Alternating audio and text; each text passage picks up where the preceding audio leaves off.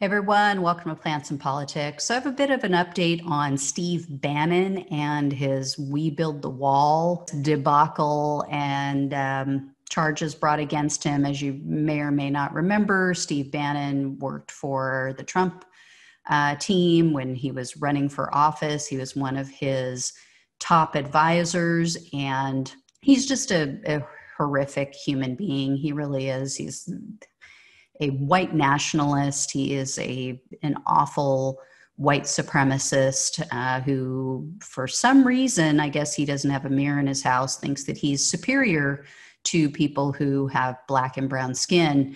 But regardless, he was indicted last month, to many people's surprise and glee, including my own.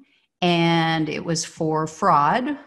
Now, the news is that Steve Bannon and his We Build the Wall cohorts pulled a Trump and refused to pay for services rendered. So the founders of We Build the Wall, of course, as I mentioned, were indicted last month after prosecutors found that they had lied to their small donors and siphoned millions of dollars out of the nonprofit. They spent it on all kinds of luxury items, vacations, monthly salaries. And again, they promised not only on their site, but verbally, they told their followers and supporters multiple times that they would not take a single penny. Well, now the owner of the construction firm they hired to build a portion of the wall told journalists that he was stiffed by Bannon and his friends.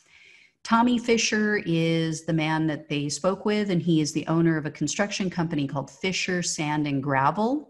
And he alleges that out of $8 million promised, We Build the Wall only paid him $1.5 million for the work he had done on a portion of the border wall. So Fisher says that Bannon's group just stopped paying him. They stopped communicating, stopped paying him in January of this year after Fisher's company had worked on the project for 2 months. And according to Fisher, Bannon and Brian Kolfage, who was really one of the main figureheads of the group, told him that they just couldn't raise the funds necessary. They just couldn't come up with the money. But we know that that's not true because their group raised a total of $25 million. Now, Kolfage, he claims that they stopped paying Fisher and halted the project due to lawsuits that had been filed against the project. And because they didn't want to elicit unwanted attention, and they were worried because Fisher's company bids on government contracts, so they didn't want to bring this unwanted attention to him and harm his company. Now, the lawsuits that Kolfage is referring to were brought by various city entities who said that We Build the Wall started construction projects without obtaining permits first.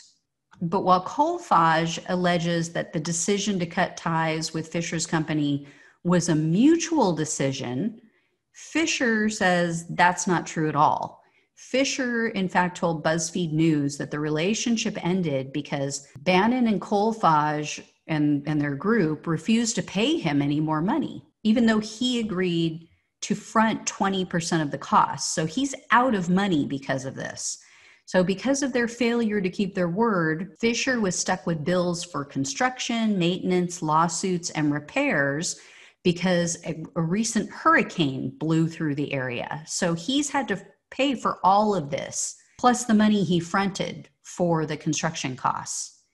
And even though they left him hanging and footing the majority of the costs, Bannon and Kolfage's group is still trying to take credit for the portion of the wall that Fisher built in Mission, Texas.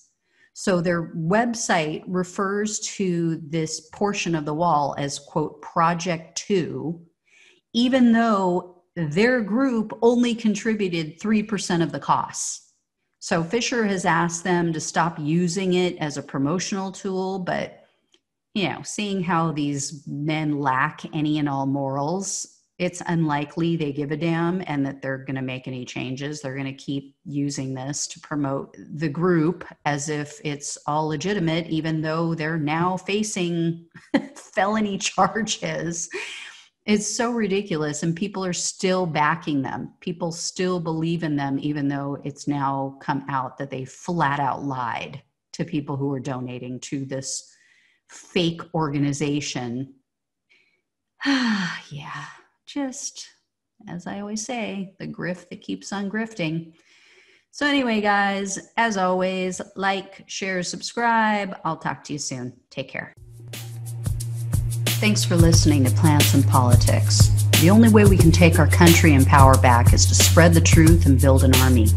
So remember to like, follow, subscribe, and share on Facebook, YouTube, and wherever you listen to your podcasts. Thanks again.